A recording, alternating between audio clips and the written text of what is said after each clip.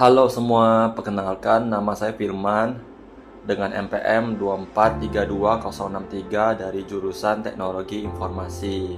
Pada hari ini saya akan mempresentasikan tugas video dengan materi ejaan dan tanda baca tugas bahasa Indonesia dengan dosen Wiki Orija.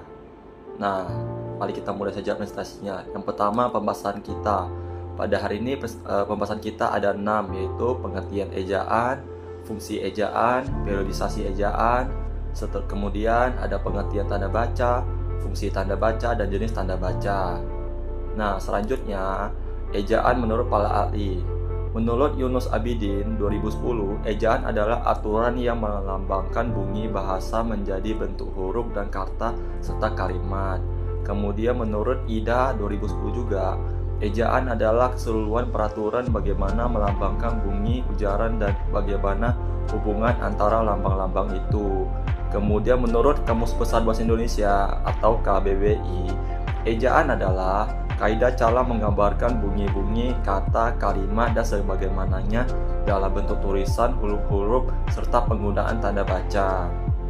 Nah, selanjutnya ada fungsi ejaan. Fungsi ejaan dalam kehidupan sehari-hari sangat penting karena membantu menciptakan komunikasi tertulis yang jelas, terstruktur, dan mudah dipahami. Dengan ejaan, pesan yang disampaikan menjadi lebih efektif dan bebas dari ambiguitas.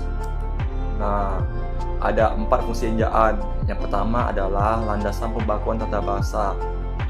Dengan ejaan, kita akan terbiasa dengan penggunaan tata bahasa yang baik dan benar, yang dimana secara umum menggunakan rumus SPOK. Yang kedua, landasan pembakuan kosakata serta istilah. Ejaan akan membuat kita lebih terbiasa menggunakan kata yang baku dibanding kata tidak baku, seperti foto bukan foto, atau apotek bukan apotik. Nah, yang ketiga ada penyaring bahasa lain. Ejaan bahasa Indonesia selalu beradaptasi dengan bahasa asing tanpa menghilangkan makna aslinya. Contohnya televisi diserap dari television. Nah, yang terakhir membantu pembaca mencerna informasi. Dengan adanya ejaan, penulisan bahasa tertentu lebih teratur. Maka dari itu, pembaca akan lebih gampang mengerti apa yang dimaksud oleh penulis. Nah, selanjutnya periodisasi ejaan. Ejaan Van Ophuijsen tahun 1901 sampai 1947. Sistem ejaan pertama yang menggunakan huruf Latin dirancang oleh Charles A. Van Ophuijsen.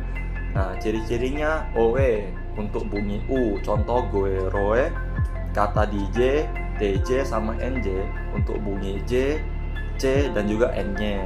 Kemudian lanjut lagi pada ejaan Republik 1947 sampai 1956. Ini ditetapkan setelah Indonesia merdeka, disempurnakan dari ejaan sebelumnya. Ciri-cirinya itu OW diganti menjadi U, guru dari goroe menjadi guru. Tanda huruf masih digunakan pada imbunan, contohnya dimakan. Selanjutnya ejaan pembahaluan 1956 sampai 1961 diusulkan pada Kongres Bahasa II di Medan oleh Muhammad Yamin. Ciri-cirinya mengusulkan pembakuan kata serapan seperti kata santai dan juga harimau. Nah, kemudian ejaan Melindo 1961 sampai 1967. Kolaborasi ejaan antara Malaysia dan juga Indonesia. Ciri-cirinya penyederhanaan ejaan seperti mencuci menjadi mencuci. Nah, selanjutnya ejaan baru atau LBK tahun 1967 sampai 1972 dikeluarkan oleh Lembaga Bahasa dan Kesusastraan menjadi dasar menyempurnakan selanjutnya. Ciri-cirinya penekanan pada penggunaan huruf Z dan juga Y.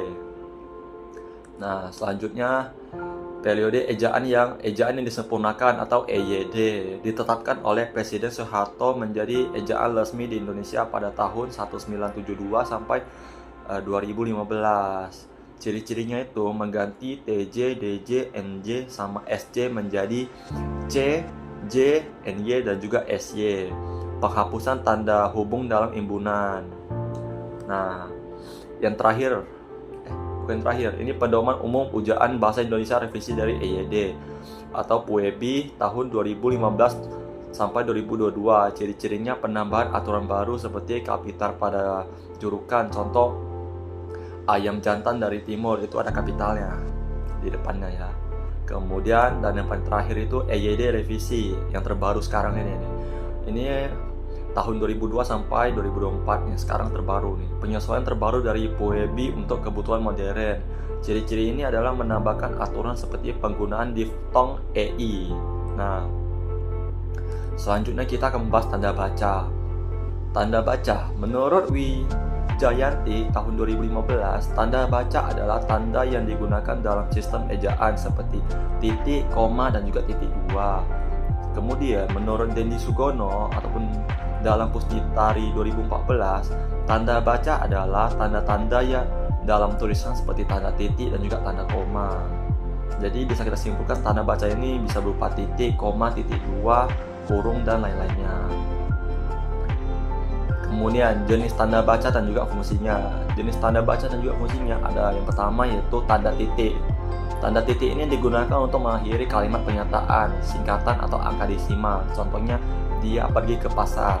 Bisa kalian lihat di belakang pasar ini ada tanda titik kan. Nah, itu untuk kalimat pernyataan atau ya kalimat pernyataan untuk mengakhirinya. Yang kedua, tanda koma. Tanda koma itu kayak garis, satu garis gitu aja. Itu memisahkan unsur dalam kalimat seperti daftar, kata penghubung, atau anak kalimat. Contohnya ayah, koma, ibu, koma, dan adik pergi bersama. Nah, ini untuk memisahkannya, jadi biar tak pusing gitu. Daripada dibacanya ayah ibu langsung kan, yang ada komanya. Nah, yang ketiga ada tanda titik dua. Tanda titik dua ini dipakai sebelum daftar penjelasan atau kutipan langsung. Contohnya ada dua hal yang perlu diperhatikan. Titik dua, waktu dan biaya. Ini diperhatikan itu titik dua ya. Nah, selanjutnya yang keempat ada tanda garis miring. Tanda garis miring ini menggantikan kata atau menunjukkan pilihan alternatif. Jadi ini miring ini untuk menggantikan kata atau. Contohnya silakan pilih ya, garis miring tidak. Artinya ini iya atau tidak. Nah, yang kelima ada tanda kurung siku, menambahkan informasi atau catatan pada teks. Contoh laporan ini ditulis oleh peneliti, tanda kurung siku, DR titik Andi tutup kurung siku. Nah, ini untuk memberitahu orang bahwa kayak laporan peneliti ini ditulis oleh siapa, kita jadi kasih kurung gitu. Nah, yang keenam ini adalah tanda bintang. Nah, tanda bintang ini menunjukkan catatan kaki dan poin penting ataupun mengganti kata sensitif. Contohnya kayak kita kata kasar nih seperti titik-titik lah, sensor gini kan kita nggak boleh pakai. Nah, sensor ini bisa diganti dengan tanda bintang. Nah, selanjutnya ada tanda titik koma. Tanda titik koma ini memisahkan unsur dalam daftar yang sudah mengandung koma atau menghubungkan kalimat setara. Contohnya, kami mengunjungi Jakarta, Indonesia, tanda titik koma, Kuala Lumpur, Malaysia, tanda titik koma, dan Bangkok, tanda titik koma, Thailand. Itu untuk memberitahu kayak contohnya nih kan, kita sekarang ke Kuala Lumpur, tanda titik koma itu di Malaysia, ataupun ke Thailand, tanda titik koma Bangkok gitu. Nah, selanjutnya ada tanda tanya.